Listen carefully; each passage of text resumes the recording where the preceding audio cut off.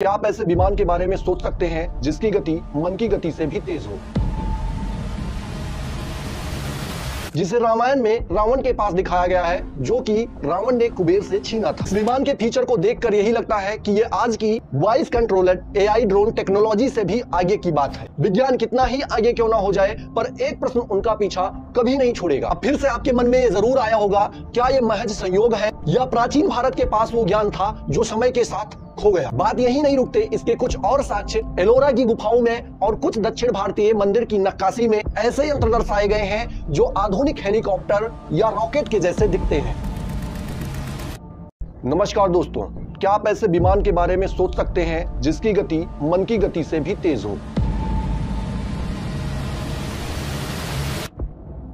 इतना ही नहीं, वह आवश्यकता पड़ने पर अपने आकार को छोटा या बड़ा भी कर सकता हो।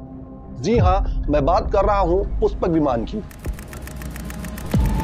सोचने वाली बात यह है कि हजारों साल पहले जब दुनिया पहिए की खोज कर रही थी, तब भारतीय ग्रंथों में उड़ने वाले विमानों का जिक्र हमें कैसे देखने को मिलता है। दरअसल पुष्पक विमान हिंदू पौराणिक कथाओं में वर्णित एक अद्भुत और शक्तिशाली विमान है, जिसे रामायण में रावण के पास दिखाया गया है, जो कि रावण ने कुबेर से छीना था।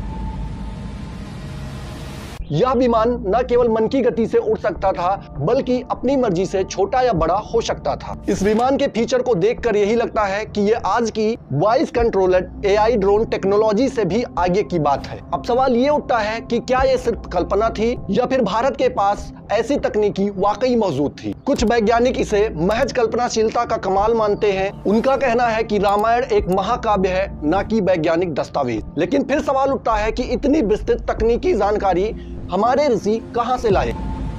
अगर बात करें साक्ष्य की, तो महर्षि भारद्वाज को भारतीय विमान शास्त्र का जनक माना जाता है। उन्होंने यंत्र सर्वस्व नामक ग्रंथ लिखा था, जिसका एक भाग विमान शास्त्र का है। बात यही नहीं रुकते, इसके कुछ और साक्ष्य एलोरा की गुफाओं में और कुछ दक्षिण भारतीय मंदिर की नक्काशी में ऐसे यंत्र दर्शाए गए हैं जो आधुनिक हेलीकॉप्टर या रॉकेट के जैसे दिखते हैं।